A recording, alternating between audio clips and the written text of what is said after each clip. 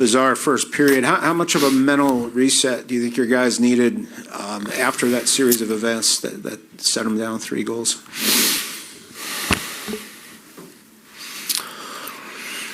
Yeah, I think from, going up 1-0 to, down 3-0 and, goalie interference calls, the power play, the 5-on-3 that ensued for 3 minutes. I think, a lot of events in that period were not how we wanted them to go, from the calls to the goals.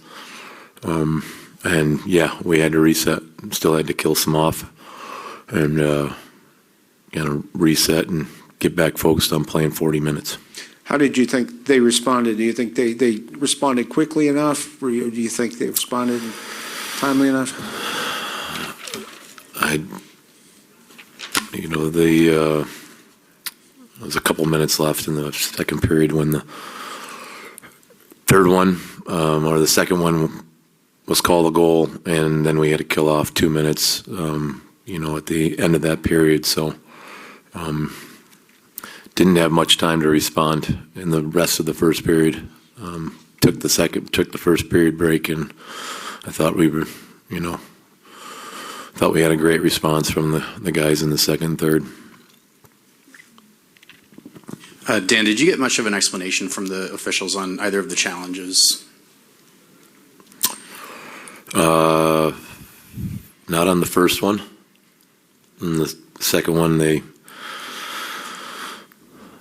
judged that it was a continuation play by the guy reaching back for the puck, and him hitting our goalie's stick was a result of that continuation play.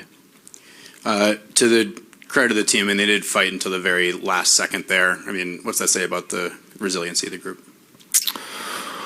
I think it says a lot. I think, just even the response after the hit in the first, the response to getting down 3 and having 40 minutes to go, and the response by the group, says a ton about the character, both. Dan, we've asked you a lot about Capo since he's got here, but to take that check to the ice that he did earlier on that shift and bounce back and find the goal to kind of get you guys going in the second period, what'd you kind of think of that sequence for him, and kind of how it kind of fits in the whole ethos of what he's brought to you guys since he's been here? Yeah, I agree. Just a big-bodied, strong skater, strong on the puck, strong competitor, and that showed, and it continues to show. With the power play tonight, do you kind of credit Calgary's killers, or rather do you feel like the work of your guys just was not good enough? I mean, some combination of both, obviously, but where do you kind of gauge that at?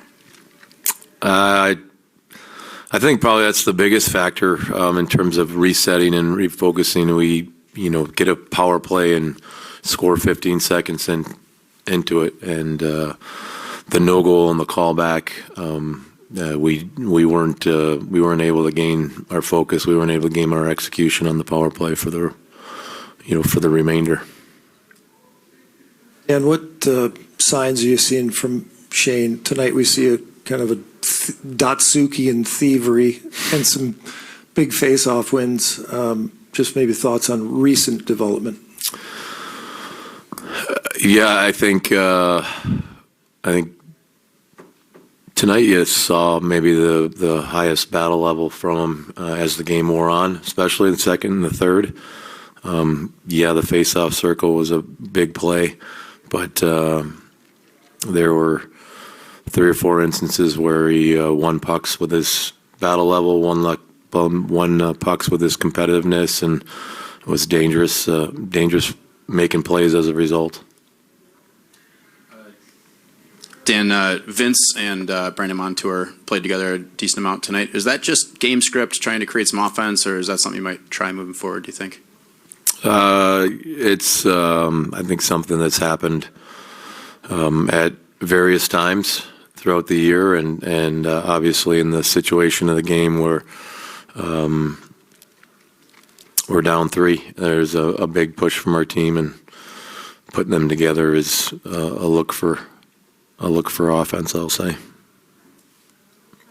To the overturned goals for a minute here. Given the kind of loose similarity between the challenges and what was happening on those plays, did having Schwartz's goal be overturned give you any more confidence that you might be able to challenge Sharon Govich's successfully? I'll say, yeah, I would say so. I think,